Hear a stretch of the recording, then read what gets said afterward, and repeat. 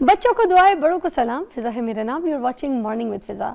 नाज़रीन, सुबह सुबह आज हम आपसे बात करेंगे अपने पहले सेगमेंट में स्किन के हवाले से।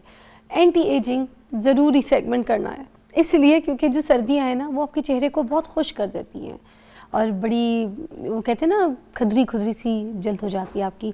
और सर्दियों में जो हम ख्वाब देखते हैं ना, ग्लोइंग स्किन का और बहुत खूबसूरत फ्रेश स्किन का, तो वो ख्वाब हमारा चकनाचूर हो जाता है। देखिए, सर्दियाँ हों और साथ में चेहरे पे मॉइस्ट ना हो, तो फिर उस सर्दी का क्या फ़ायदा। वो जो मॉइस्चर होते हैं ना, जब आप चेहरे पे सर्दियों के टाइम पे विंटर्स में लगाते हैं, तो वो वाकई ग्लास स्किन की तरह जाके आपके चेहरे पे ग्लो करता है, मगर बशर्ते कि वो आपके चेहरे पे अच्छा एब्जॉर्ब हुआ हो, आपके चेहरे पे अच्छी तरीके से उसने अपना फंक्शन दिखाया हो, उसकी जो चीज़ें हैं वो आपके चेहरे पे एक लुक, एक शाइन जो है वो लेकर आए। मगर जब ये चीज़ें आपके चेहरे पर नहीं होती हैं, तो फिर वहाँ से पैदा होती हैं झुर्रियाँ, क्योंकि ड्राइनेस जो होती है वो आपके चेहरे पे रिंकल्स लेकर आती है। खुश्क चेहरे पे सिर्फ रिंकल्स, लाइंस, इस तरह की चीज़ें पड़ जाती हैं। इनसे किस तरीके से छुटकारा हासिल कर सकते हैं, कौन से ऐसे प्रोडक्ट हैं जो कि हम एंटी एजिंग के लिए यूज़ कर सकते हैं और हम अपनी सर्दियों में, विंटर्स में अपनी स्किन को स्मूथ सॉफ्ट बेबी स्किन के लिए यूज़ कर सकते हैं, सो दैट हम एंटी एजिंग की जो प्रॉपर्टीज़ हैं उसको हासिल कर सकें। चलिए आज बात करते हैं। नैयर आप हमारे साथ हैं, घरेलू टोटकों से हम कैसे ग्लोइंग स्किन हासिल कर सकेंगे। अस्सलाम वालेकुम। वालेकुम अस्सलाम फिज़ा, कैसी है? अल्हम्दुलिल्लाह, बहुत शुक्र अल्लाह का। आज एंटी एजिंग के ऊपर बात करनी है हमने। हाँ जी, बिल्कुल बिल्कुल, क्योंकि एंटी एजिंग एक कॉन्सेप्ट आता है माइंड के अंदर के जो बूढ़े हो गए हैं 40 साल से ऊपर या 50 साल से ऊपर, तो एंटी एजिंग रेमेडीज़ को जो है ज़रूरत उन्हें है। ऐसा बिल्कुल भी नहीं है। अगर आपकी 20 साल एज है, 25 साल की एज है, ठीक है, आपकी स्किन ड्राई रह रही है बहुत ज़्यादा, तो आप बहुत ज़्यादा केयरफुल हो जाएं, आप बहुत ज़्यादा मोहतात हो जाएं कि आपको वक्त से पहले जो है वो झुर्रियाँ आ सकती हैं। एक चीज़ जहन में रखें, जो ऑयली स्किन है वो इस पॉइंट ऑफ व्यू से जो है ना वो बहुत बेस्ट है कि उसके ऊपर एजिंग जल्दी नहीं आती, क्योंकि एक नेचुरल जो मॉइस्चर है वो उनकी स्किन के ऊपर रहता है। झुर्रियाँ भी जल्दी नहीं आती। बाल भी आप देखें उनके ऑयली, ग्रीसी, जो है वो मॉइस्ट जो है वो रहते हैं, तो ड्राइनेस की प्रॉब्लम आती ही, बाल ड्राई रहा, फ्रीजी, गिरना, झड़ना, डैंड्रफ, तो वो जिन लोगों की जो है वो ड्राइनेस है, जिनका जो बॉडी है, उनका जो साइकिल सिस्टम है इस तरह से है कि उनकी बॉडी को नीड है फैटी एसिड्स की, नेचुरल ओमेगा 3 या ओमेगा 6। सर्दियों के अंदर पता चलता है, ठीक है, गर्मियों के अंदर ऑयली स्किन का पता चलता है कि इनकी स्किन ऑयली है बहुत ज़्यादा, उन्हें किस तरह से केयर करना है। और उसके बाद जिन लोगों की ड्राई स्किन है वो गर्मियों में तो बेहतरीन रहती है, ऑयल नहीं आता, एक्नी नहीं होती, लेकिन जैसे ही सर्दियां स्टार्ट होती हैं तो वो स्किन के ऊपर बहुत ज़्यादा ड्राइनेस आ जाती है, ठीक है। तो जिन लोगों की हम एंटी एजिंग पे बात कर रहे हैं, ड्राइनेस पे बात कर रहे हैं, रफ स्किन पे बात कर रहे हैं, तो इस तरह के लोग, चाहे वो 20+ हैं, 25+ है, तो वो अगर चाह रही हैं कि वो जो है वो 40 में बूढ़ी ना हो, अदरवाइज 50 के बाद भी जो है वो झुर्रियाँ अगर स्किन की केयर करें तो नहीं आती हैं, ठीक है। तो लेकिन जिनकी ये स्किन का इशू है तो वो 40 साल में भी बूढ़ी हो सकती हैं, झुर्रियाँ आ सकती हैं। उसके लिए एक मैं जो है वो एक चीज़ मैं आप लोगों के साथ, एक मैजिकल एक जो है वो प्रोडक्ट इंग्रेडिएंट है, अगर आप उसको जो है वो प्रॉपर यूज़ करेंगे, ठीक है, तो आपको जो है ना उसके एक मैजिकल जो है ना वो रिजल्ट मिलेंगे। अच्छा, वो है जेलाटिन। अच्छा, जेलाटिन जो आपका जो है वो ऑर्गेनिक हलाल जेलाटिन। आप देखें बच्चों को हम बना के देते हैं जेली, ठीक है, ये वही जेलाटिन की बनी हुई होती है, जिसके अंदर मैंगो फ्लेवर है, स्ट्रॉबेरी है, बनाना है, एप्पल है, उसमें फ्लेवर और कलर डाल देते हैं। जी, उसमें फ्लेवर और कलर बेसिकली है वो जेलाटिन, ठीक है। तो जो ये जेलाटिन है, ये जेलाटिन आपकी स्किन की, क्योंकि बेसिकली वो प्रोटीन है, वो कोलेजिन है। आप अगर महंगे सप्लीमेंट्स जो है वो कोलेजिन के जो है वो नहीं अफोर्ड कर सकते, तो ये आपका सस्ता तरीन, सेफ तरीन जो है ये सोर्स है जेलाटिन का। अब इसको लेना कैसे है, ठीक है। आप अगर जो बनी बनाई बच्चों वाली जेली लेके आते हैं वो महंगी है, आप अनफ्लेवर्ड जेली लेके आए, ठीक है। उसके बाद हम बात करेंगे सर्दियों की, और सर्दियों के अंदर अगर गाजर की बात ना करें, गाजर में रिच विटामिन ए है, और ब्यूटी टर्मिनोलॉजी के अंदर एंटी एजिंग के लिए विटामिन ए बेस्ड, चाहे वो आपकी क्रीम्स हैं, चाहे वो खाने में है, चाहे वो सीरम्स में है, रेटिनॉल बेसिकली विटामिन ए है, ठीक है। रेटिनॉइड्स और रेटिनॉल्स आपने पढ़ा होगा बहुत ज़्यादा प्रोडक्ट पे कि एंटी एजिंग के अंदर रेटिनॉल मेन इंग्रेडिएंट है, और रेटिनॉल क्या है, विटामिन ए, और गाजर के अंदर क्या है, रिच विटामिन ए। तो विटामिन ए का इसीलिए source- गाजर का हलवा जो है ना इतने कदीम से खाया जा रहा है और जी, इस्तेमाल सर्दियों में खास तौर पे। सर्दियों में तो उसके अंदर रिच विटामिन ए है। आप क्या करें कि आप गाजर का जूस निकाल लें, ठीक है, गाजर का जूस तो आप पी ही रहे हैं, उसके साथ जब आप जेलेटिन ऐड कर लेंगे, अब उसको ऐड कैसे करना है आपने? उसके जूस के अंदर? उसके जूस के अंदर आपने क्या करना है, आप जो है वो 1 कप जो है वो पानी का ले लें, पानी, क्योंकि जेलेटिन आप ठंडे पानी में डालेंगे तो वो गुठलियां बन जाएंगी उसकी, ठीक है, लम्स बन जाएंगे। आपने 1 कप जो है वो जूस ले लेना है गाजर का, उसको आपने जो है वो नीम गरम करना है, तेज आग पे उसको पकाना नहीं है। नीम गरम करके 1 चाय की चम्मच उसके अंदर जो है वो आप जेलेटिन डाल दें अनफ्लेवर्ड, ठीक है। अगर आपको शुगर वगैरह का कोई इशू नहीं है तो उसके अंदर आप फ्लेवर के लिए ½ टीस्पून के करीब शुगर डाल दें और थोड़ा सा जो है वो लेमन जूस डाल लें। उसके बाद उस जेली को जमा लें। आप दिन में 2 या 3 दफ़ा 1 टीस्पून अगर आप डेली भी लेना शुरू कर देते हैं, 15 दिन के अंदर अंदर, ये मैं दावा कर रही हूँ, ये मैं इसको मैंने यूज़ किया है, ये मैं दावा कर रही हूँ, 15 दिन 1 टीस्पून जेलेटिन लेनी शुरू कर दें, आपके अगर ड्राइनेस है ड्राइनेस को ख़त्म करेगी। आपके जो है वो ड्राइनेस की वजह से बाल गिर रहे हैं, आपके जो है वो बाल गिरना रुक जाएंगे। आपकी डैंड्रफ किसी चीज़ से ख़त्म नहीं हो रही, आपकी डैंड्रफ जब इसके साथ ख़त्म होगी।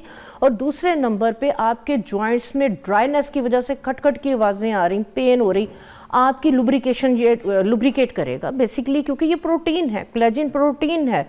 तो ये आपको जो है वो ये आपने लेकिन लेना है हिलाल, लिखा हुआ होता है उसके ऊपर हिलाल जेलेटिन।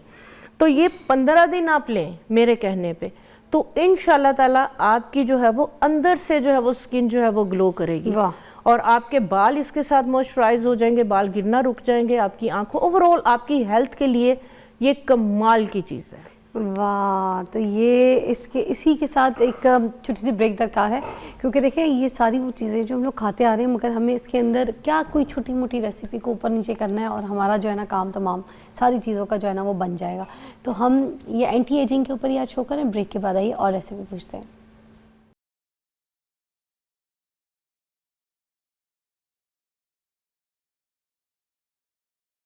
Welcome back. और जेलेटिन आप बना रही हैं ये अलसी के बीज से, है ना, बॉईल करके? ये नहीं, ये जेलेटिन, ये है अलसी है, ये हम एक सीरम बना रहे हैं, एंटी एजिंग सीरम, फेस के लिए, ठीक है, और बालों के लिए। अच्छा। ठीक है, ये फेस और बालों के लिए, दोनों के लिए जो है ये बेहतरीन है। जेलेटिन बालों में भी लगा सकते हैं? जी जी जी जी जी, बालों के लिए तो ये इतनी, ये आपका नेचुरल जो है वो बोटॉक्स है। ओके। ये आपकी केराटिन ट्रीटमेंट है। हाँ। ये देखें, हमने जो है वो इस तरीके से जो है वो थोड़ी सी पानी के अंदर अलसी को डाला है, ठीक है, जिस तरह से मैंने आपको बताया था कि इसको हमने जो है वो जेलेटिन को, ये इस तरह से होती है, ठीक है। ये देखें, ये मैं आपको दिखाती हूँ, ये जेलेटिन इस तरह से होती है, ठीक हो गया। तो ये आपने जो है वो तकरीबन 1 टीस्पून के करीब, ये 1 गिलास हमने पानी लिया था, तो हमने जो है वो अलसी को पकाया। ये देखें कितनी इसके अंदर जो है वो लुब्रिकेशन है, ठीक है। तो इसी के अंदर आपने जो है वो थोड़ी सी इस तरीके से जो है वो जेलेटिन डाल के, तो आपने इसको जो है वो इसमें डिज़ोल्व कर लेना, ठीक है। ये वाला जो सीरम आपका बनेगा, ये नॉन सर्जिकल आपका फेस लिफ्ट का जो है ये काम करेगा। अच्छा। इसको इस्तेमाल कैसे करना है ये मैं आपको डेमो दूंगी। आपके जो है वो बाल गिर रहे हैं, झड़ रहे हैं, ड्राई होने की वजह से, एंटी एजिंग पे बात कर रहे हैं, ऑयल जो है वो लगाने का टाइम नहीं है, या अगर आपने ऑयल लगाया है, बाल धोए हैं, तो मसला आपका वहीं पे है। तो ये देखें, सारी जेलेटिन इसके अंदर जो है वो डिजोल्व हो गई। गर्म पानी में डालनी है आपने, ठंडे पानी के अंदर इसको नहीं डालना। अच्छा। जेलेटिन डिजोल्व हो गई है, हमने आग बंद कर दी। हमने पहले 1 गिलास पानी लिया, 1 टेबलस्पून अलसी का डाला, उसको हल्की आंच पे इतना पकाया कि आधा पानी रह गया, फिर उसके अंदर 1 टीस्पून हमने जेलेटिन डाल के उसको मिक्स कर दिया, ठीक हो गया। तो ये हमारी जो है ये इस तरीके से जो है ये बन गई, ठीक है। ये एक सीरम बन गया, ये हमारी केराटिन जो है वो ट्रीटमेंट बन गई, बालों के लिए भी और फेस के लिए भी। हाँ जी, इसको जो है वो छानेंगे, ठीक है। जब ये थोड़ी सी ठंडी हो जाएगी, इसको जो है वो छान के, तो हम जो है वो इसको जो है वो अपने बालों में, और हम इसको जो है वो फेस के ऊपर किस तरह से अप्लाई करेंगे ये मैं आपको जो है वो बताती हूँ। अच्छा। इसके और ज़्यादा अगर आपने अच्छे रिजल्ट लेने हैं, तो जिस तरह से हमने बही दाने का जिक्र किया, तो ये वाला जो बही दाना है, ये भी अगर आप इसके अंदर तकरीबन, जी, ये जिस तरह से अनार दाना होता है ना, ये इस तरह से होते हैं बीज, तो इसके अंदर भी बहुत ज़्यादा लुब्रिकेशन होती है। अच्छा। तो ये भी हम जो है वो 1 चाय की चम्मच के बराबर जो है वो हम जिस टाइम अलसी डालेंगे, हम इसके अंदर डाल देंगे, तो इनके अंदर भी जो है वो एक लेस होती है, ठीक है। तो इसके साथ और ज्यादा जो है वो इसके जो है वो रिजल्ट बढ़ जाएंगे। अच्छा, आप एंटी एजिंग चाह रहे हैं, ठीक है, आप बहुत ज्यादा महंगे सीरम अफोर्ड नहीं कर पा रहे हैं, तो आप क्या करें कि आप तकरीबन 1 चाय की चम्मच के बराबर जो है ये बही दाना, इसको आप 1 गिलास पानी के अंदर इन्हें पहले धो ले। 1 गिलास पानी के अंदर आपने इनको रात को जो है वो भिगो देना है और सुबह में आपने जो है ये एक लिक्विड सा जो है ये बन जाएगा, ठीक है। इसको आप जो है ये डेली बेसिस पे अगर आप पीना शुरू कर देते हैं, 10-15 दिन रेगुलर लें, फिर हफ्ते में 1 या 2 दफा लें, तो बही दाने का जो ये वाला आपका लिक्विड, आपका जो ये सिरप बनेगा, ये भी आपकी जो है वो पूरी बॉडी को जो है वो लुब्रिकेट करेगा। और प्लस जिस तरह से आजकल खांसी का जो है वो बहुत ज्यादा सोर थ्रोट है सबको, उसके लिए भी ये बेहतरीन है। अच्छा। तो सर्दियों के अंदर आपको पता है ये मसले इशू रहते हैं, तो आप जो है ये बही दाना, सफेद जल के जो बीज हैं ये लेके आए और 1 चाय की चम्मच रात को 1 गिलास पानी में भिगो दें। ज्यादा आपके घर के अफराद है तो 1 टेबलस्पून आप 4 गिलास पानी में भिगो दें, तो सब जो है वो इसको थोड़ा सा जो है वो आप जोश दे लें और इसको जो है वो आप जो है वो आधा कप जो है वो आधा गिलास सबको दें।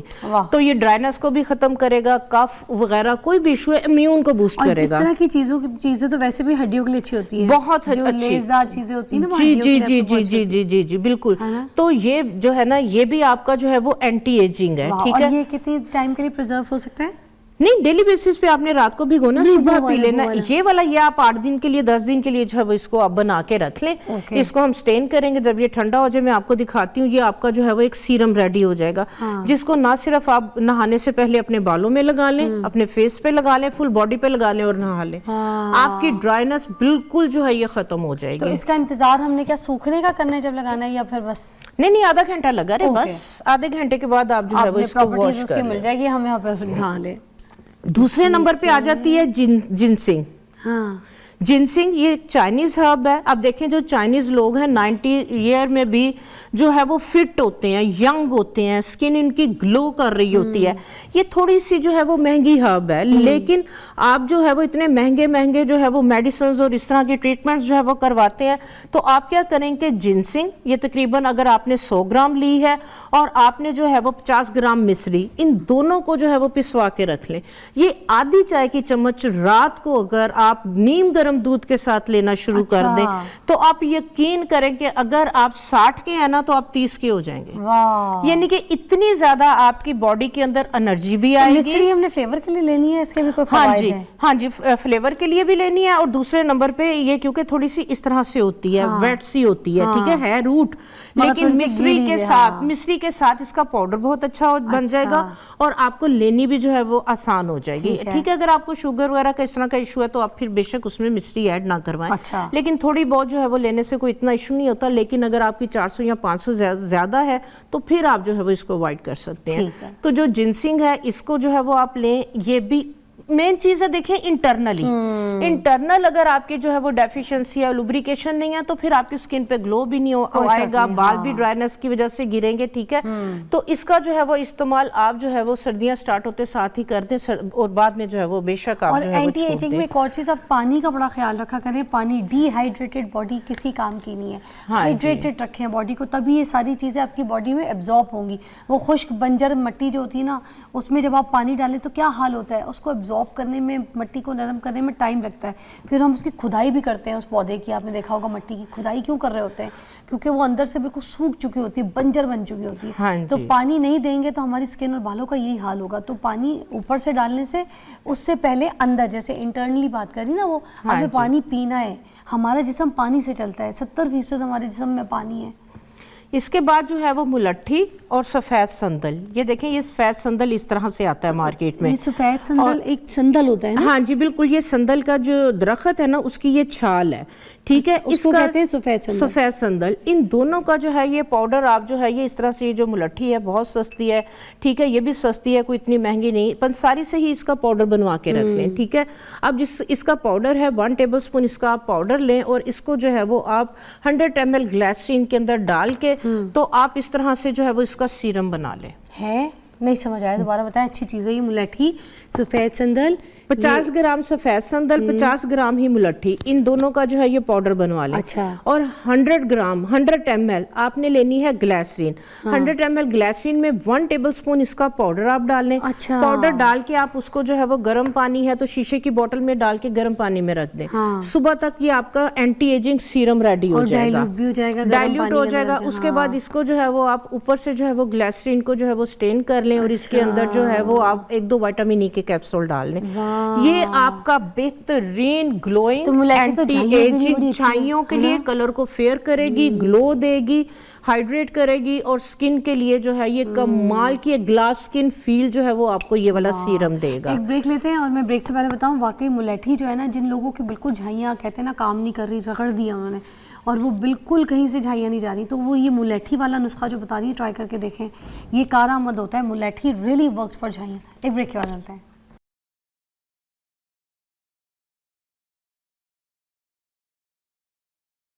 ओके जी, अब हम यहाँ पे फेस वो जो सिरम बनाया था, जो बालों के लिए बनाया था, अलसी वाला जिसमें जेलेटिन डाला था, अब वो हम आपको यहाँ पर करके दिखाएंगे डेमो कि वो लगाना कैसे सर पे और चेहरे पे। अच्छा, छानना है इसको, मगर मुझे देखें कितने, ये वाला जो बैंडेज वाला कपड़ा होता है ना, इससे छाना है इन्होंने, ये देखें, ठीक है, इससे छान रहे हो, कितने आसान तरीके से छन जाना है। वैसे अगर नहीं भी अलसी के बीज निकालना चाहे तो उसकी प्रॉपर्टीज भी तो आप कही थी कि डाल सकते हैं। हाँ जी, बिल्कुल बिल्कुल बिल्कुल बिल्कुल। वो स्टेनर में रखना भूल गई, तो आप जो है वो इसको मलमल के कपड़े के अंदर जो है ना, इसकी जेल को आप ये देखें इस तरह से जो है वो आप स्टेन कर लें। ठीक है, ये देखें, ठीक है, वो अलसी भी साथ ही आ रही है। चले हम अलसी के साथ ही जो है वो इसको कर लेते हैं। ठीक है, ठीक है, हाँ जी, बिठाएं, बैठे, आइए जी, हाँ आइएगा। आप तो वैसी गोरी चिट्टी हैं, खूबसूरत है माशाल्लाह। क्या नाम था इनका, मुझे भूल गया। जिया। जिया।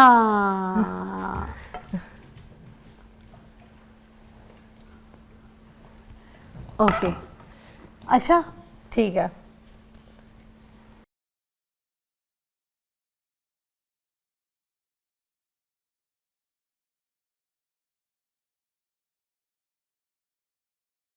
ये हो रहे छन गया।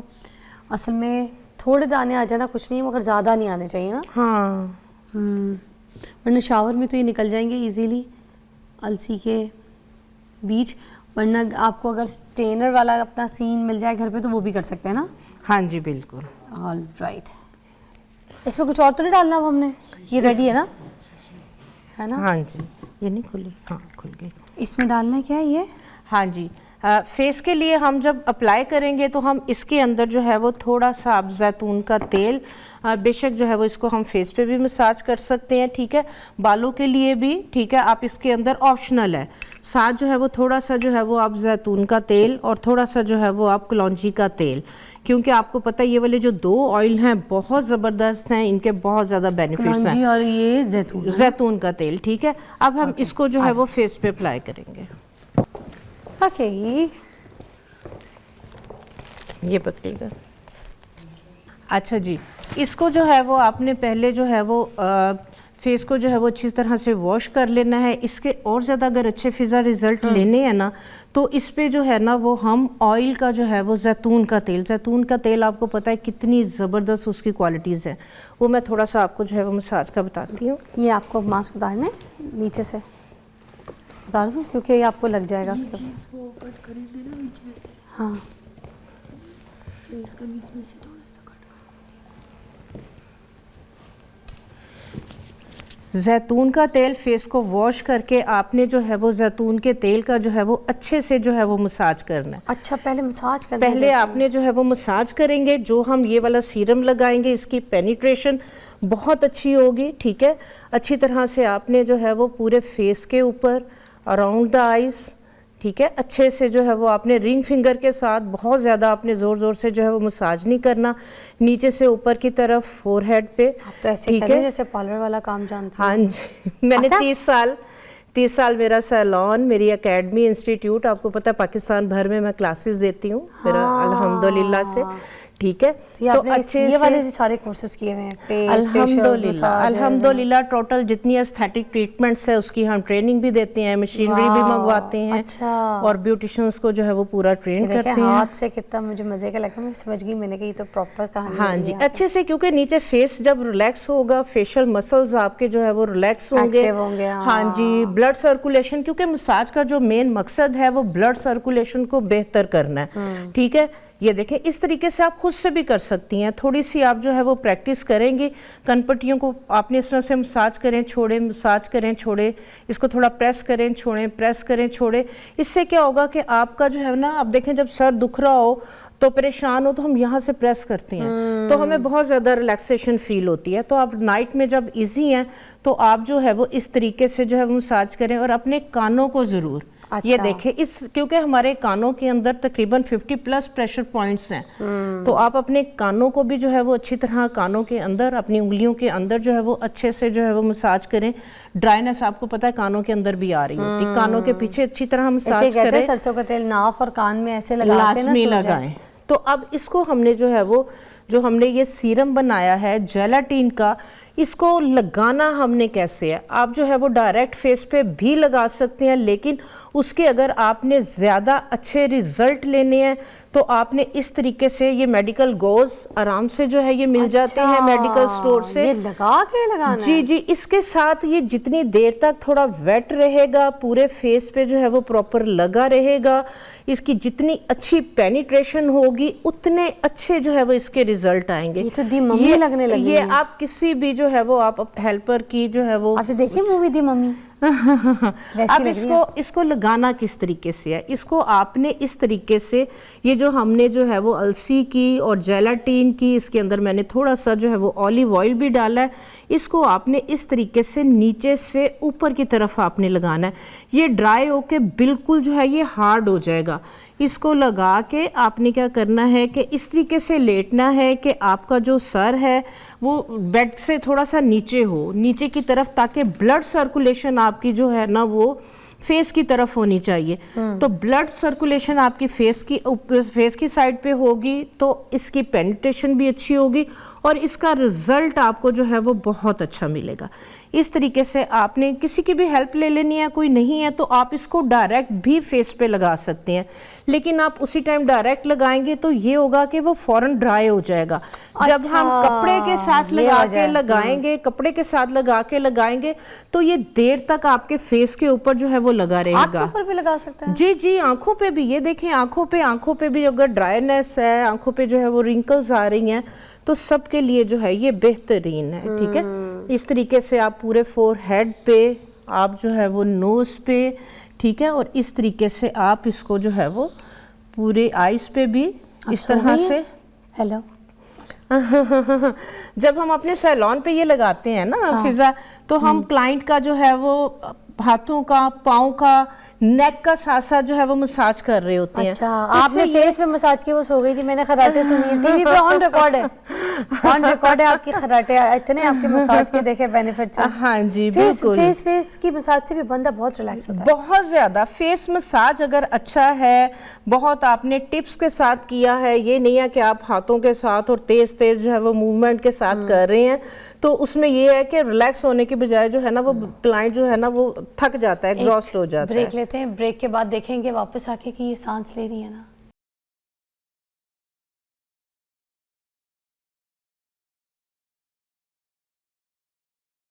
Welcome back. और ये काफ़ी हद तक सूख गया था, एक और आपने जो है ना इसकी घुमाई फिराई की है, मतलब थोड़ा सा सूख जाए तो दोबारा से एक और कोट आप घुमा फिरा सकते हैं ना? जी, इसको हम जो है वो रिपीट, जैसे ड्राई होता है तो हम फिर इसकी कोटिंग कर देते हैं ताकि जो है वो गीला रहे। जितनी देर तक ये गॉज गीला रहेगा स्किन में, ये सीरम जो है वो जितना पेनिट्रेट करेगा अच्छे से, तो उतने अच्छे इसके रिजल्ट आएंगे। अब तो आधा घंटा लगाना है इसको ना? हाँ जी, आधा घंटा। अब इसी सीरम को बालों में किस तरह से एमल्सिफाई करना है, पकड़े मैं बताऊं। हाँ जी, अच्छा, जिस तरह से जो है ये बाल हैं, ठीक है, जिस तरह से अब इसको जो है वो आपने लगाना, ऑयल की तरह तो लगाएंगे। थोड़ा इधर करके दिखा दीजिएगा। हाँ जी, उज्जै सुबह हो गई, थोड़ा सा उस तरफ, रोड क्रॉस नहीं करना, बस इधर मुड़ना ऐसे।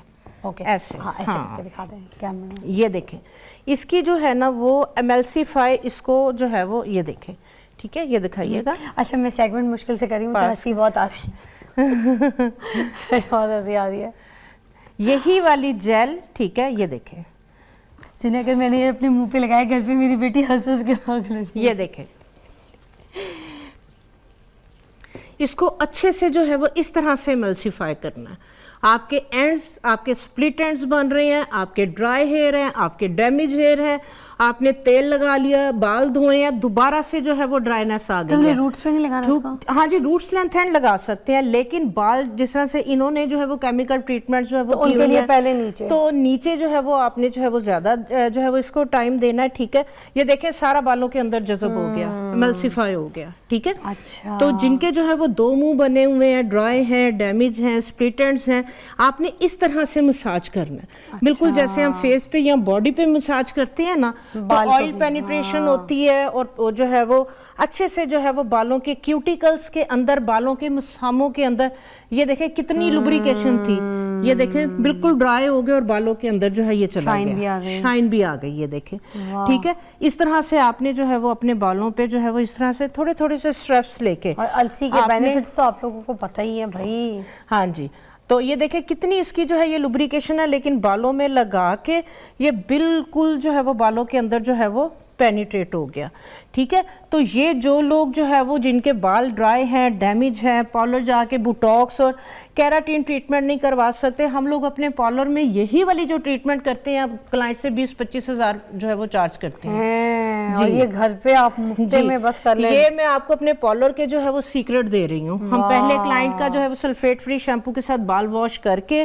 ठीक है, 80% ड्राई करके, फिर यही वाली जो जेल है ये हम अपने क्लाइंट के बालों में लगा के इस तरह से उसको जो है ये इमल्सीफाई करते हैं, ठीक है। आधा घंटा ये लगी रहती है, उसके बाद अगर क्लाइंट ने मैनी पेडी करवाना है या कोई भी ट्रीटमेंट करवानी है तो उतनी देर में, ये 1 घंटा 2 घंटा भी लगे रहा, इसका फायदा है, इसका जो है वो नुकसान नहीं है। और रूट्स पे कैसे लगाना है इसको? ठीक है, ये देखें इस तरह से जो है ना, इसको एमल्सीफाई, इसका जो मेन चीज़ है कि आपने इसको पेनिट्रेट जो है वो किस तरह से करना है।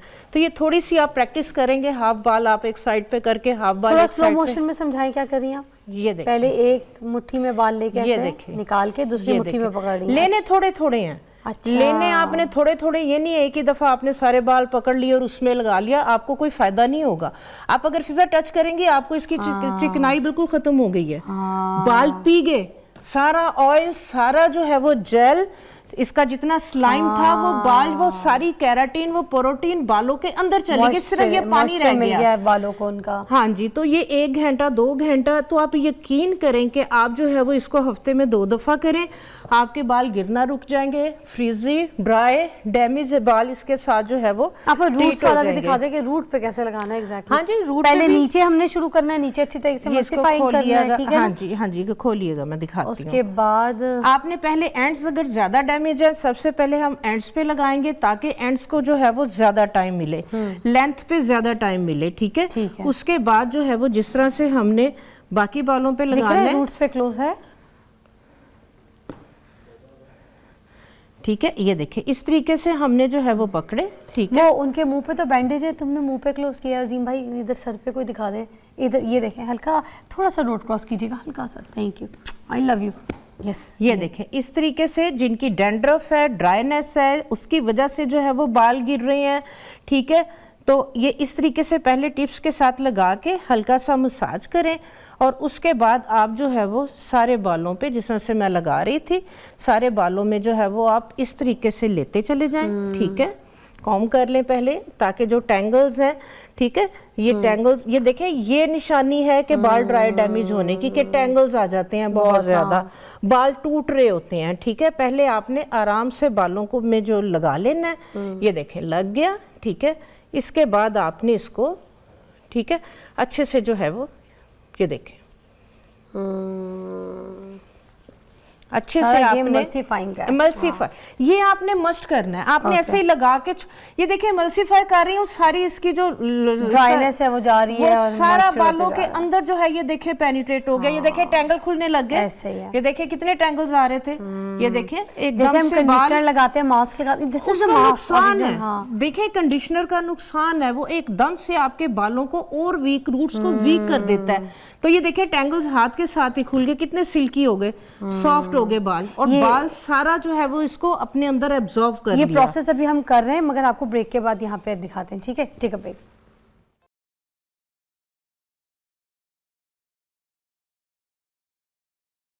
Okay, welcome back. और यहाँ पर देखें अलसी, जेलेटिन और कुछ भी नहीं है इसके अंदर, ऐसे आराम से इसका ये मास्क और चेहरे के लिए मास्क बना है।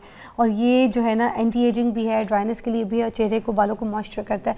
कितनी अच्छी तरीके से उन्होंने घर में आपको बता दिया कि अपने बालों को किस तरह से मॉइस्चर कर सकते हैं। असल में बाल जब ड्राई होता है तो टूटता है ना, स्कैल्प से भी और रूट से भी। बिल्कुल आपके जब बर्बाद हो जाता है तो रूट से आपका बाल टूटना शुरू हो जाता है, ऐसी है?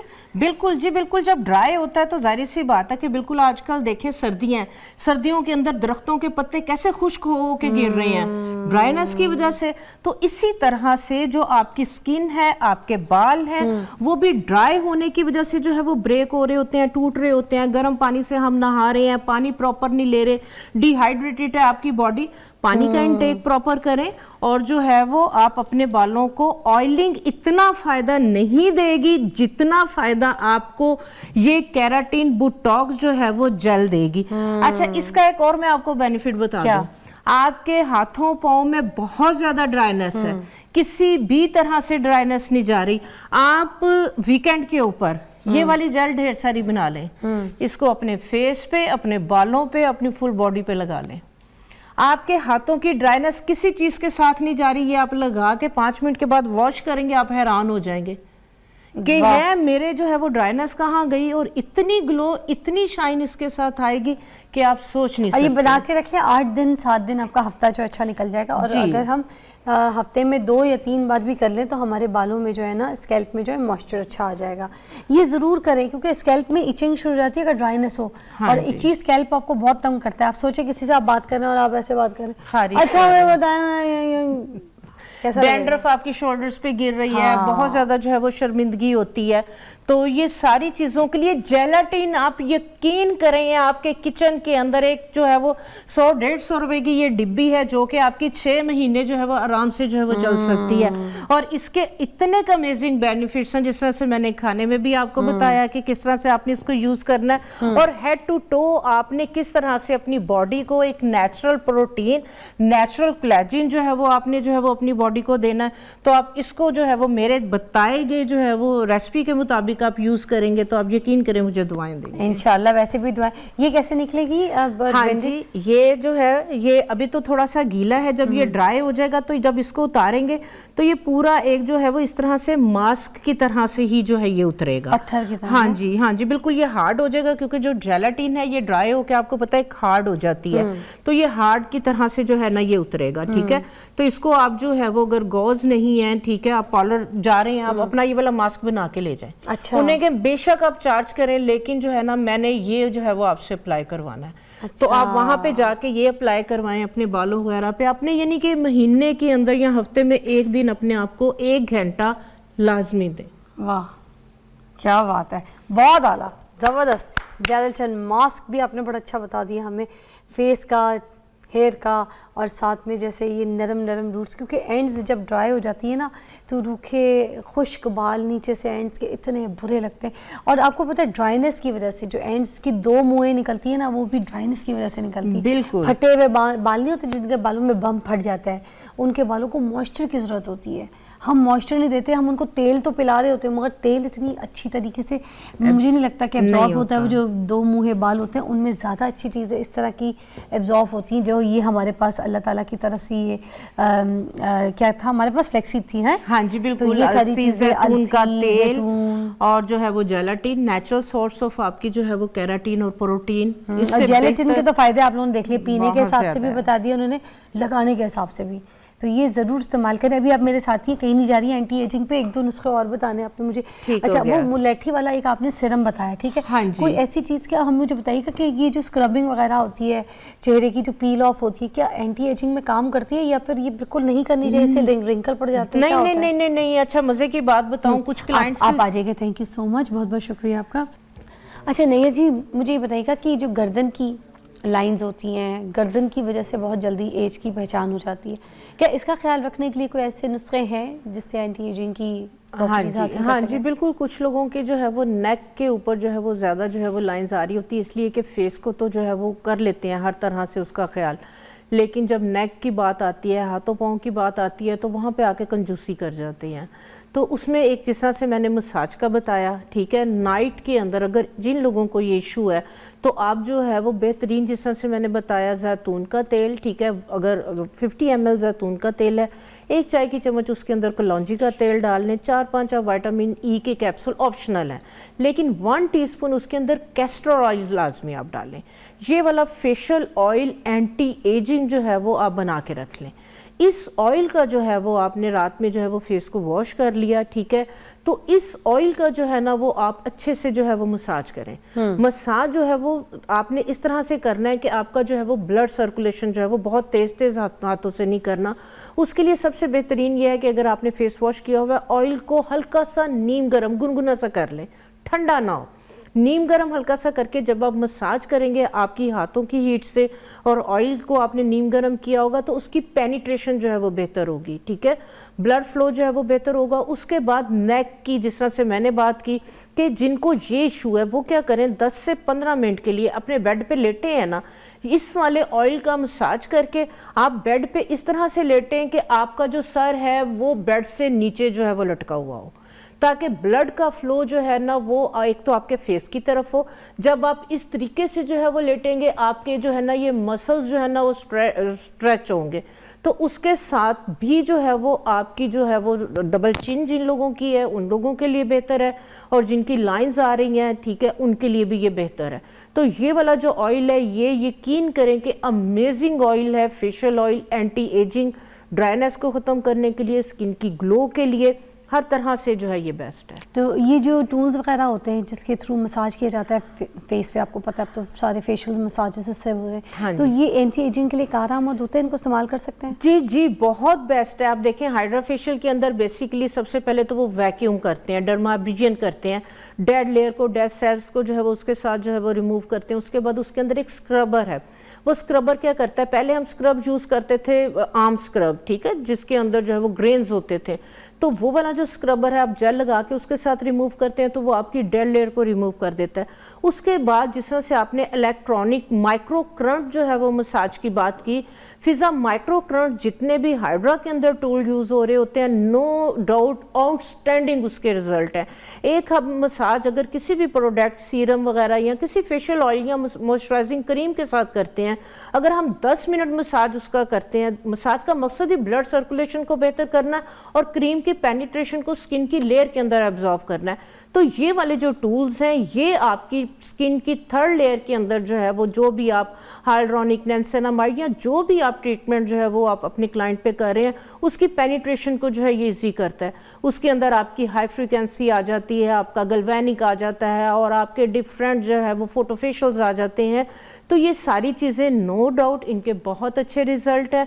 बल्कि मैं समझती हूँ कि जो नई हमारी जो टेक्नोलॉजी है फेशियल्स के अंदर, तो ये बहुत सेफ है, ये बहुत अच्छी है। इसलिए कि आपने देखा होगा कुछ क्लाइंट्स का जब हम हाथों के साथ मसाज करते थे ना, तो उसकी अगर एक्नी नहीं भी होती थी तो उसके फेस पे क्लाइंट की कंप्लेन आ जाती थी कि मेरी एक्नी हो गई, क्योंकि कुछ लड़कियों की जो है ना वो हाथों में जो है वो हीट होती है, और वो क्लाइंट की अपनी जो है वो स्किन अगर गर्म है तो उसके साथ भी जो है वो स्किन के ऊपर ये प्रॉब्लम इशू आ जाता है। तो अगर किसी से फेशियल जैसे कोई करा रहा है, अगर हाथों से करवा रहा है, तो ये देखे कि किसी लड़की के हाथ में हीट ना हो। जी जी जी जी जी, अगर एक क्लाइंट का भी जो है ये हम चीज़ लाजमी, मैंने लड़कियों को इस चीज़ में ट्रेन किया हुआ होता था कि अगर क्लाइंट आया सबसे पहले चेक करें उसके नेक पे और उसके फेस पे हाथ लगा के कि वो हीटअप तो नहीं है, और क्लाइंट से पूछें कि आपकी बॉडी गर्म रहती है, आपके हाथ पांव गर्म रहते हैं।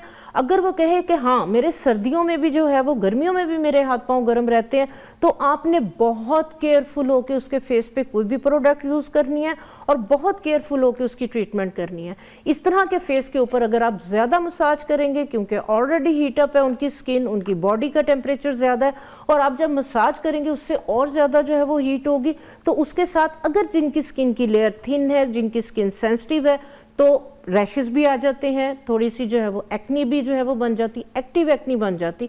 तो इस वजह से जिन लोगों का चेहरा बहुत ज़्यादा गर्म रहता है तो वो फिर गर्म चीज़ों को अवॉइड करें और बहुत ज़्यादा अपने फेस के ऊपर बहुत ज़्यादा ऑयली और बहुत ज़्यादा मसाज वगैरह इसको जो है वो मत करें।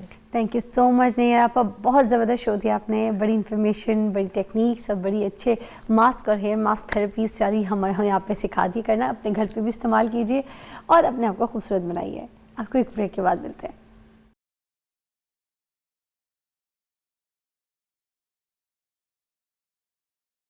Welcome back, you watching morning with Fiza. नाज़रीन, बच्चों के हवाले से हम थोड़ी सी बात कर लेते हैं। हम बच्चों की ग्रोथ के हवाले से बहुत परेशान रहते हैं कि हमारा बच्चा कुछ खाता ही नहीं है, सारे दिन भूखा रहता है, खेलता रहता है।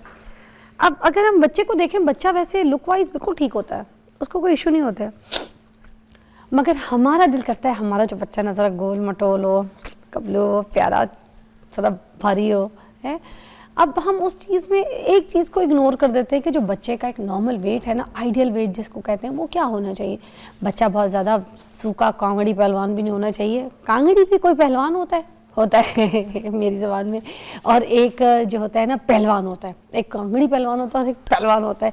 तो बच्चों के दोनों ये जो फैक्टर्स हैं ये ठीक नहीं होते, है ना। अब फिर उसके हवाले से अगर हम जो चीज़ मिस कर रहे होते हैं वो ये कि जो बच्चे की हाइट जो बढ़ रही होती है, ठीक है ना, उसको भी, क्योंकि हम ज़ाहिर सी बात है मेजर तो नहीं कर रहे होते, कोई फीता रख के तो बार नहीं इंची टेप से देख रहे होते, मगर हम ऐसे अंदाज़ा लगा लेते कि अच्छा ठीक है यार, फ़लानी का बच्चा बढ़ गया कद में, इसका हमारा बच्चा नहीं बढ़ा, अच्छा ठीक है, ये नेबर साथ खेलते थे, ये नेबर के बच्चे ने कद निकाल लिया, हमारे बच्चे। तो इस तरह से थोड़ा सा नोटिस या कोई हम देख लेते हैं।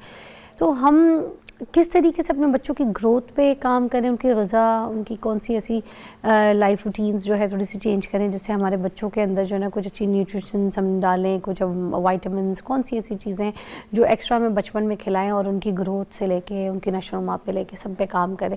आज बात करेंगे, हमारे पास डॉक्टर शहराम तबस्सुम साहब मौजूद हैं, चाइल्ड स्पेशलिस्ट हैं।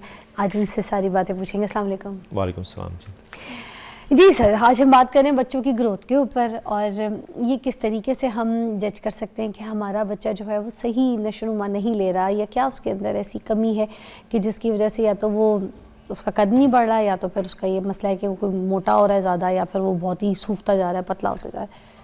देखें, उसमें सबसे पहले तो आपका शुक्रिया कि आपने बुलाया।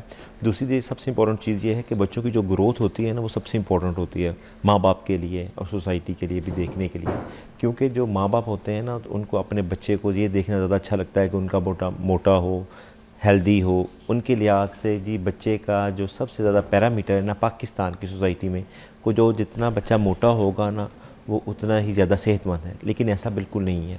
बच्चे की ना दो तरह की ग्रोथ होती है, एक होती है जहनी ग्रोथ, एक होती है जिस्मानी ग्रोथ। जहनी ग्रोथ को हम नापते हैं कि बच्चे ने किस उम्र में क्या क्या काम किए हैं, उसके 4-5 पैरामीटर्स हैं, जैसे ग्रॉस मोटर है, फाइन मोटर है, सोशलाइजेशन है, वर्बल स्पीच है, इस तरह की चीज़ें हैं। लेकिन जो फिज़िकल ग्रोथ होती है ना, उसको नापने के भी पैरामीटर्स हैं, जैसे कि बच्चे का कद कितना है, बच्चे का वेट कितना है। बच्चों में और बड़ों में फ़र्क ये होता है कि बच्चों की जो पैरामीटर्स हैं ना, वो एज डिपेंडेंट होते हैं कि किस एज में बच्चे का वज़न कितना है और किस एज पे बच्चे का कद कितना है। अगर एक एज पे बच्चे का वज़न अपने एज के मुताबिक ठीक है, हाइट ठीक है, तो परेशानी वाली कोई बात नहीं है, क्योंकि ये डिपेंड करता है आपकी न्यूट्रिशन पे, आपकी जेनेटिक्स पे और आपके एनवायरनमेंट पे कि आपका एनवायरनमेंट कैसा है। आजकल हमारे बच्चों में जो माएँ आती हैं उनका यही कंसर्न ज़्यादा होता है कि जी, अक्सर आपने सुना होगा, वो कहती हैं कि जी मेरा बच्चा कुछ खाता नहीं है, मैं उसके पीछे पीछे भागती रहती हूँ तो वो कुछ खाता नहीं है। देखें, ऐसा तो बिल्कुल नहीं करना चाहिए माँ बाप को कि बच्चों को ज़बरदस्ती कोई चीज़ खिलानी नहीं चाहिए। इससे हमारे माशरे में, हमारी सोसाइटी में ओबेसिटी बहुत बढ़ गई है। ओबेसिटी जो होती है उसमें बच्चों का वज़न बहुत ज़्यादा बढ़ जाता है, तो उसकी वजह से पेरेंट्स तो खुश हो रहे होते हैं उसको देख के कि जी हमारा बच्चा हेल्दी है, लेकिन ऐसा बिल्कुल नहीं होता। अगर बच्चे का कद भी कम, वज़न कम है तो वो भी ख़तरे वाली बात है, अगर एक हादसा से ज़्यादा है तो वो भी ख़तरे वाली बात है।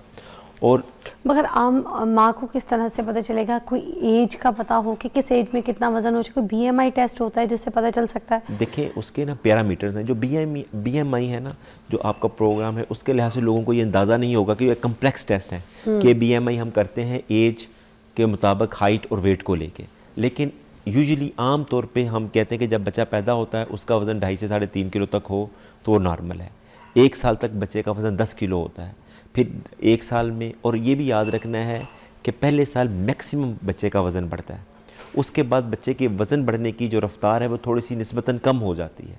जैसे कि 1 से 2 साल तक 1 से 2 किलो या 3 किलो तक बढ़ता है, फिर 2 से 3 किलो तक बढ़ता है, और 4 साल के बाद एक रफ़ फार्मूला है कि आप 4 को मल्टीप्लाई बाय 3 कर दें तो आपके बच्चे का यूजुअल वेट ऑलमोस्ट करीब 3 उसके वेट के नॉर्मल वेट के मुताबिक आ जाता है। तो ये एक नॉर्मल है, वरना जो डॉक्टर्स के पास जब बच्चे को चेकअप कराएं, जब आपको लगे कि जी बच्चा मोटा हो रहा है तो आपने डॉक्टर को ज़रूर एक दफ़ा चेक करवाना है, क्योंकि इसकी वजह से बच्चों को मसले मसाइल बहुत ज़्यादा हो जाते हैं। जैसे कि ये कहना कि जी मोटापा है वो सिर्फ बचपन में होता है, जैसे बड़ा होगा ठीक हो जाएगा, लेकिन ऐसा नहीं होता। जो बच्चे बचपन में मोटे होते हैं उनका बड़े होकर भी मोटे होने के चांसेस ज़्यादा होते हैं, और उनमें बीमारियां जो कि मोटापे की वजह से हो सकती हैं, जैसे कि बैड कोलेस्ट्रॉल है, दिल की बीमारियां हैं, सांस की बीमारियां हैं, वज़न की वजह से आपके घुटने जो कमज़ोर हो जाते हैं उनमें दर्दें होनी शुरू हो जाती हैं, वो बड़े होकर उनमें ज़्यादा होता है एज़ कम्पेयर टू वो बच्चे जो कि अपनी नॉर्मल एज पे नॉर्मल वेट एंड हाइट के साथ होते हैं। अच्छा, बच्चों की जो नशोनुमा है वो किन मराहिल से गुजर रही होती है? वो जैसे कि उसके फेजेस भी ज़रा बता दें। देखिए ये जो होती है ना बच्चों की स्टेप वाइज होती है, ये मैंने कई दफ़ा पहले भी आपसे जिक्र किया है कि ना ये बच्चों की स्टेप वाइज होती है, कि मैक्सिमम जो बच्चे की ग्रोथ होती है वो सबसे इम्पोर्टेंट होती है इन प्रीनेटल प्रेगनेंसी के दौरान, जो कि माँ के पेट के अंदर होते हैं। 1000 days, first 1000 days of life are very important in the life of a children.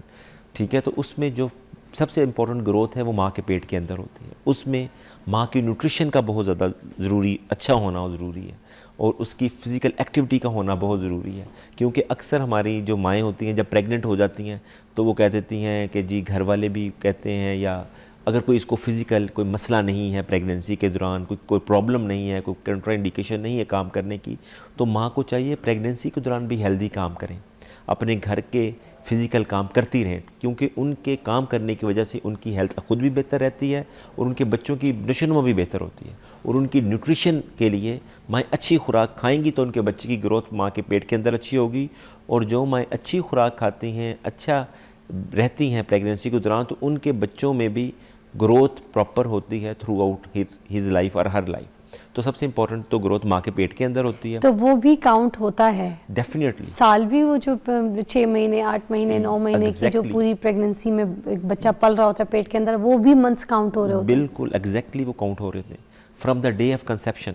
जब स्पर्म एंड ज़ाइगोट कंसीव करते हैं उस स्टेज पे माँ की क्या हेल्थ है, उसका क्या मेंटल स्टेटस है, इवन मेंटल स्टेटस भी काउंट करता है। ठीक है, तो इस पे आपके बच्चे की ग्रोथ के, क्योंकि जितनी रिसर्च बढ़ती जा रही है वो आपकी एपिजेनेटिक्स जेनेटिक्स की तरफ जा रही है, तो वो इसके छोटे से छोटे फैक्टर्स को क्वांटिफाई कर रहे हैं, तो इसका भी बहुत ज़्यादा फ़र्क पड़ता है बच्चे की हेल्थ पे और बच्चे की ग्रोथ पे।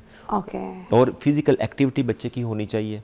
आजकल हमारे बच्चों की फ़िज़िकल एक्टिविटी बिल्कुल नहीं है, मोबाइल पे ज़्यादा रहते हैं, स्क्रीन टाइम ज़्यादा है, जंक फूड ज़्यादा खाते हैं, और माँओं को ये चाहिए, इवन कि मैं ये अक्सर सर, जब आप जैसे डॉक्टर्स यहाँ पे बैठ के किसी भी प्रोग्राम में बोलते हैं ना कि बच्चों का स्क्रीन टाइम ज़्यादा है, तो माँ फ़ौरन यूँ देख के कहती है, देखो सुनो सुनो, तो आपको पता है ये बड़ा होता है घर, बड़े घरों में। जी आप बिल्कुल मैं इस बात पे ब्रेक लूँगी, और ये सही बात है, इस पर हंसने की ज़रूरत नहीं है, सारी माँ ये करती है, मगर बच्चों को रोकती कोई नहीं है। ब्रेक लीजिएगा।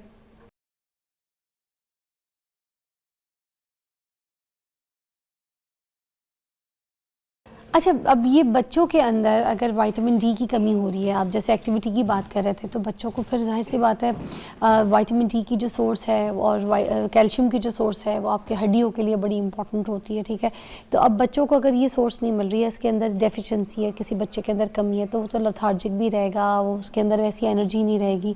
तो कभी हमें ये भी नहीं पता चलता कि बच्चा अगर सुस्त हो रहा है, डाउन हो रहा है, पढ़ाई में अच्छा नहीं है, तो कहीं इसके अंदर विटामिन डी या इसके अंदर किसी कैल्शियम की कमी तो नहीं हो रही है?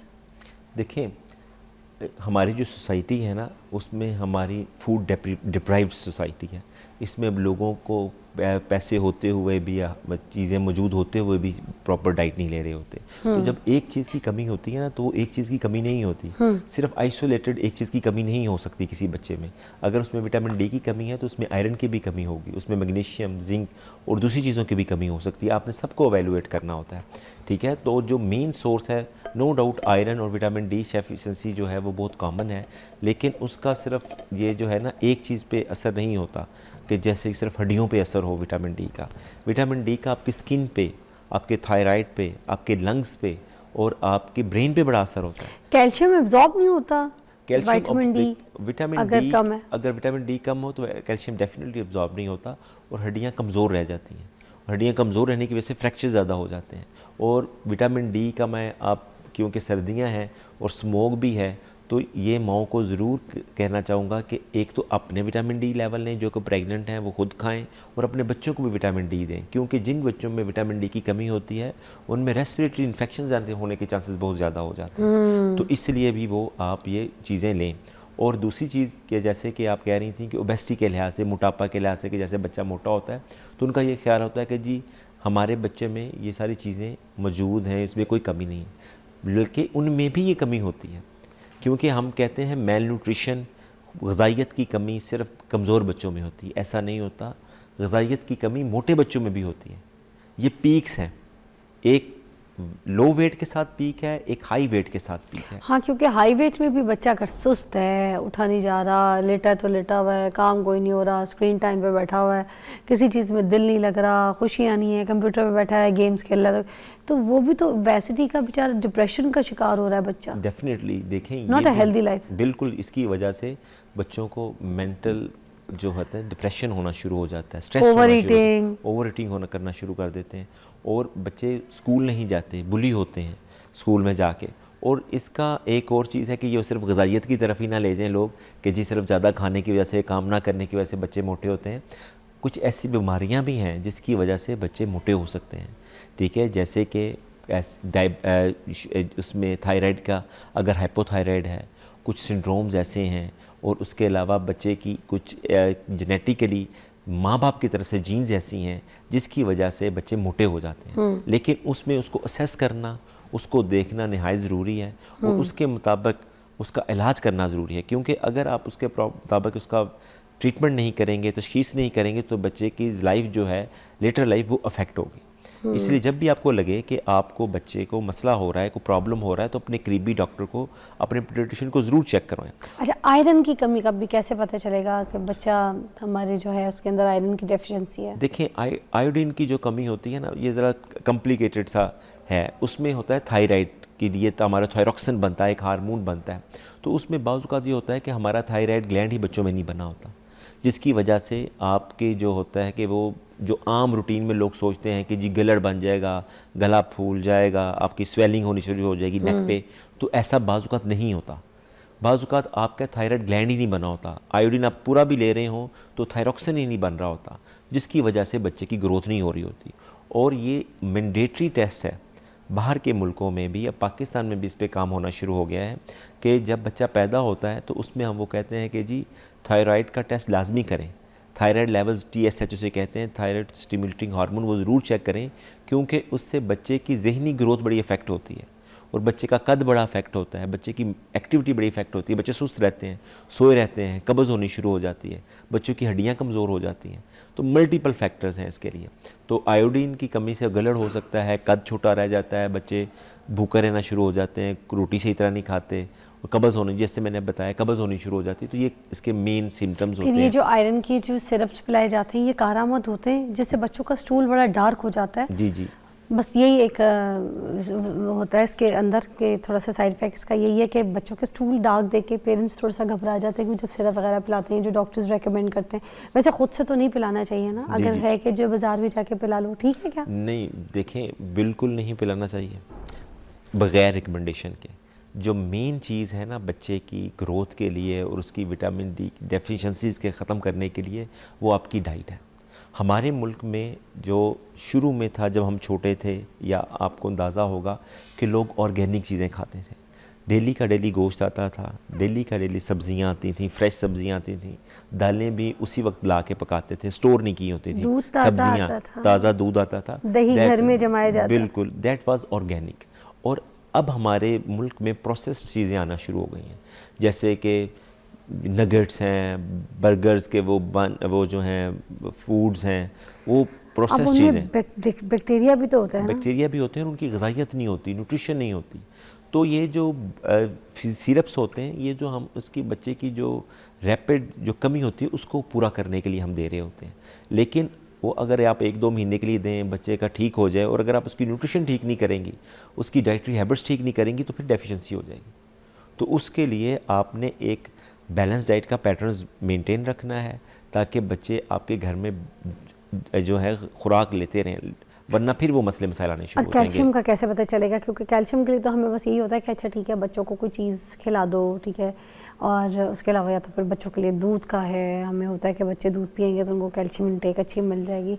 तो कैल्शियम, जबकि हमारे पास बहुत सारी ऐसी चीज़ें जहाँ पे सोर्स है, जैसे अगर हम क्या कहते हैं उसको, आंवला की बात करें, आंवला जैसी चीज़ें, और कोई ऐसी सब्जियां हो गई या ऐसे कोई फल हो गए या ऐसे खाने हो गए जिससे हमें बाकी वाइटामिन या कैल्शियम चीज़ें मिल सकती हैं, हम वो तो लेते नहीं हैं। बस हम ढूंढते रहते हैं कि बस ये दूध जो है ना, यही इम्पोर्टेंट है, दूध पिलाओ, और कुछ बच्चे दूध पीते नहीं हैं। देखें, जो बच्चे हैं ना, उनकी न्यूट्रिशन भी स्टेप वाइज होती है। 6 माह तक बच्चे को सिर्फ दूध पिलाना होता है, और आइडियली माँ का दूध पिलाएं, ठीक है, लेकिन उसके बाद दूध मुकम्मल ग़िज़ा नहीं है, मुकम्मल ग़िज़ा का हिस्सा ज़रूर है। लेकिन हमारे मुल्क में माओं का ये कंसेप्ट है कि दूध में बड़ी ताकत है, वो कंटिन्यू करती रहती हैं कि जी एक तो बनाना ईजी है, अगर अपना दूध नहीं पिला रही, अपना दूध भी पिला रही हैं तो अपना दूध भी पिलाना इजी है, लेकिन अगर बना के भी देना है तो वो इजी है। अगर बच्चा रो रहा है, बना के दे दिया, बजाय इसके कि 6 महीने बाद बच्चों को जो होती है सॉफ्ट डाइट इंट्रोड्यूस करनी चाहिए, जिसे हम वीनिंग कहते हैं, तो वो देनी ज़रूर चाहिए। कैल्शियम जो है वो दूध में ज़्यादा होता है, उससे बच्चों की ग्रोथ भी बेहतर होती है, लेकिन बच्चों की जो कमी होती है उसमें ये होता है कि बच्चों को दर्द होनी शुरू हो जाती है, हड्डियाँ मुड़नी शुरू हो जाती हैं ग्रोइंग एज में, ठीक है। तो उसमें बच्चों को वो माँ बताती है कि जिसका कद नहीं बढ़ रहा, हड्डियाँ टेढ़ी हो रही हैं, तो वो फिर वो डॉक्टर के पास जाके उनको चेक करवाना चाहिए, उनके टेस्ट करवाने चाहिए। लेकिन फिर होली एंड सोली सिर्फ कैल्शियम एक सिंगल इंडिकेटर नहीं होता कि जी आपकी कैल्शियम की वजह से सिर्फ आपकी हड्डियाँ टेढ़ी हो गई हैं। विटामिन डी भी होता है, मैग्नीशियम भी होता है, और आजकल तो विटामिन K2 का बहुत रोल है कि जी उसकी मुख्तलिफ विटामिन के इंटीग्रेशन काम करते हैं। जैसे कि अब मैं आप ही की मिसाल लेता हूँ कि ये स्टूडियो है, स्टूडियो को एक करने के लिए सिर्फ एक बंदे की ज़रूरत नहीं है, उसमें आपका टीम वर्क है। जैसे कि आप हैं, कैमरामैन है, लाइटिंग है, आपका शो करने के लिए और भी कई चीज़ें होंगी जो शायद मुझे नहीं पता, वो आपको पता है, आप अच्छी तरह। इसी तरह किसी एक चीज़ को करने के लिए जिस्म के अंदर सिर्फ एक चीज़ की ज़रूरत नहीं होती, मुख्तलिफ़ चीज़ें इंटीग्रेटेड काम कर रही होती हैं। उसमें एक चीज़ भी डेफिशिएंट हो जाएगी ना, तो वो आपके प्रॉपर वर्किंग में नहीं होगा। क्या बात है सर, एक ब्रेक लेंगे, ब्रेक के बाद ज्वाइन करते देखते रहिए मॉर्निंग विद फिज़ा।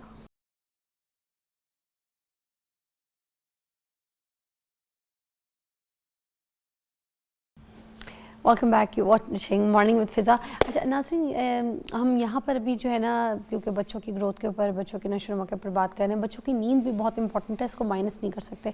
हमारे बच्चे ना सारी रात जाग रहे होते हैं, मोबाइल पे बैठे होते हैं, या फिर टीवी देख रहे होते हैं, खेल रहे होते हैं, या कज़न्स के साथ अगर रह रहे हैं, अगर जॉइंट फैमिली सिस्टम है तो वहाँ पर भी हुल्लड़ मचा हुआ है। तो बच्चों की नींद बड़ी डिस्टर्ब रहती है। उसकी वजह से ना बच्चे जब नींद पूरी नहीं करते तो उनका ब्रेन का जो फंक्शन है वो सही काम नहीं कर रहा होता है।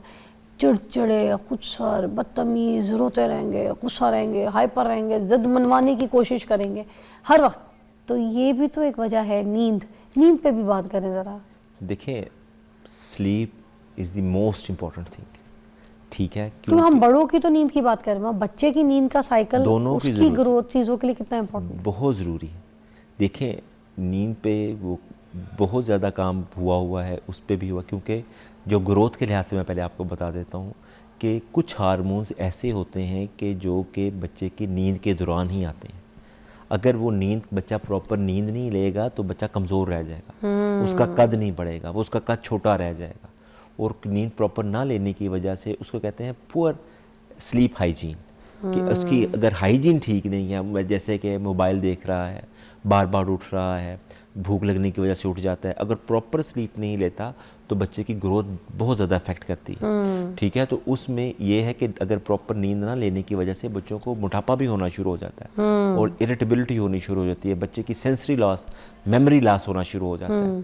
तो ये बड़ों में भी ज़रूरी है और बच्चों में भी ज़रूरी है। बड़ों में इसलिए ज़रूरी है कि अगर मदर या पेरेंट्स अपने कमरे में मोबाइल लेके सो रहे हैं और वो अपने बच्चे के साथ देख रहे हैं मोबाइल, क्योंकि माँ बाप दोनों ही आजकल मोबाइल देख रहे होते हैं, तो जब माँ बाप देख रहे हैं तो बच्चा भी देख रहा होता है। तो मैं पेरेंट्स को ये बात समझाता हूँ कि देखें, बातें करने से, समझाने से बच्चे नहीं समझते, बच्चे वो समझते हैं जो माँ बाप करके दिखाते हैं।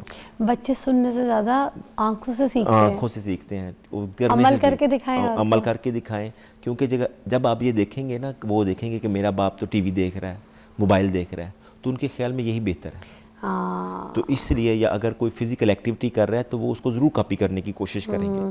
क्यों हमारी अम्मियाँ जो बड़ी नानी दादियाँ होती थी, वो हमेशा बच्चों को अगर सुला, बड़े बैठे हुए भी अगर बात करें तो बच्चों को टाइम पे पहले बिस्तर पे लिटाती थी, उनके साथ लेटती थी, उनको कहानी सुनाती थी। जब वो सो जाते थे तो उनको रज़ाई दे के तो फिर जाती थी, फिर बैठक पे बातें करें, सारे रिश्तेदार बैठे हों या कुछ भी, मगर बच्चों को टाइम पे बेड पे लिटाती थी उनके साथ लेट के, है ना, बिल्कुल, डेफिनेटली स्टोरी टेलिंग करके सुलाती। आज के दौर में ये चीज़ें नहीं है, बहुत कम हो गई हैं। उसमें देखें, उसमें हमारा अपना भी कसूर है और हमने अपने ऊपर ऐसे स्ट्रेसेस क्रिएट कर लिए हैं जो शायद इतने ज़्यादा इम्पोर्टेंट नहीं है। जैसे कि इकोनॉमिक स्ट्रेस है, अपनी जॉब का स्ट्रेस है, आगे बढ़ने का स्ट्रेस है कि मैं फील्ड में अपने किसी से आगे निकलता जाऊँ, उस सूरत में आपके बच्चे पीछे रहते चले जा रहे हैं। तो इसलिए आपको अपने बच्चे पे टाइम इन्वेस्ट, जिसको कहते हैं इन्वेस्टमेंट, टाइम इन्वेस्टमेंट।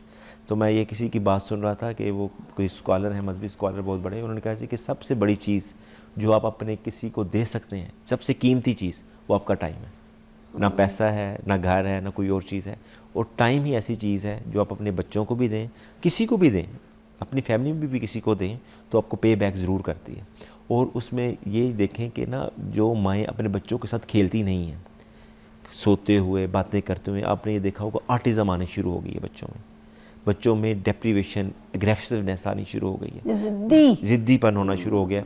और जो माँ बाप का एक रिस्पेक्ट का एलिमेंट, हम कहते हैं ना कि हमारे बच्चे या अदब नहीं करते, वो जो देखते हैं वो करते हैं। जब वो कहते हैं कि जी हमें टाइम पे कोई, हमारे माँ बाप ने टाइम नहीं दिया, तो then why we should give. बहुत अच्छी बात की आपने, बच्चों को सिर्फ बैठ के समझा रहे होते हैं, अपनी मिसालें देखे कि हम तो अपने अब्बा के टाइम पे ऐसे करते थे, हमारे अब्बा ने तो 1 मिनट हमें ऐसे खड़े नहीं होने दिया, हमारे अब्बा तो हमें रात को जागने, हमारे अब्बा तो खड़े हो जाते थे लाठी लेके। ये वाली बातें आज के बच्चों को नहीं सुननी, आज के बच्चों को प्रैक्टिकल करके दिखाना है। जो बच्चों को आप दिखाएंगे, बच्चे वही अमल करेंगे। और ये स्लीप इज़ वेरी इंपॉर्टेंट। आज का चिड़चिड़ा बच्चा, ये जो खुद सर बच्चा है, ये जो ज़िद्दी बच्चा है, इसको सिर्फ आप लोग सुधार सकते हैं। उसकी सेहत के लिए भी नंबर 1 इम्पॉर्टेंट है नींद, बहुत उसको अच्छी तरीके से दें। और दूसरा, आज का बच्चा डिहाइड्रेटेड भी है, इस पे लास्ट बात करके फिर मैं प्रोग्राम ख़त्म करूँगी। ये डिहाइड्रेट बच्चे का क्या करें, इसको पानी नहीं पिलाता कोई, इसको लिक्विड इनटेक इसकी कोई नहीं है, तो वो सारा दिन खुश्क मुंह के साथ बात कर रहा है, उसको खेल रहा है, भाग रहा है, दौड़ रहा है, पानी की कोई तलब का उसका कोई टाइमिंग चीज़ है कोई है ही नहीं ना, माँ ख्याल रखती है इस चीज़ का। अब बच्चा डिहाइड्रेटेड रहेगा तो क्या क्या उसके परेशानियाँ होंगी। देखिए, डिहाइड्रेशन जो है ना, वो बहुत इम्पोर्टेंट है।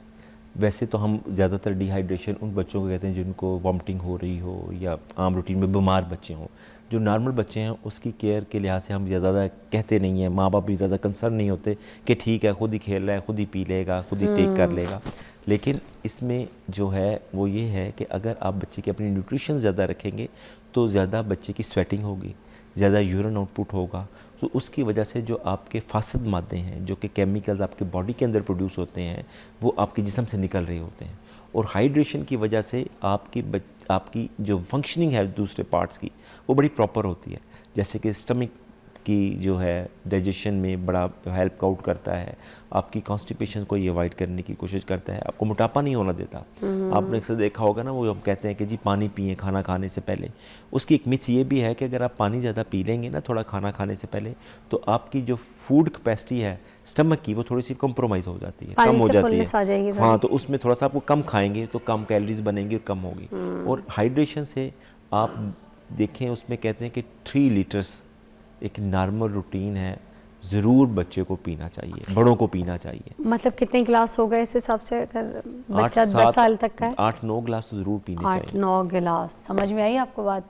चलिए अपना बहुत ख्याल रखिए अपना भी, और थैंक यू सो मच, बहुत अच्छी तरीके से आपने हमें गाइड किया बच्चों के नशोनुमा के लिए। बहुत अच्छा प्रोग्राम था, इसको देखते रहिए, इस रील्स को सेव कर लीजिएगा, आपके लिए बड़ी कारआमद होगी। हम आपको मिलते हैं बहुत जल्द। अल्लाह हाफ़िज़।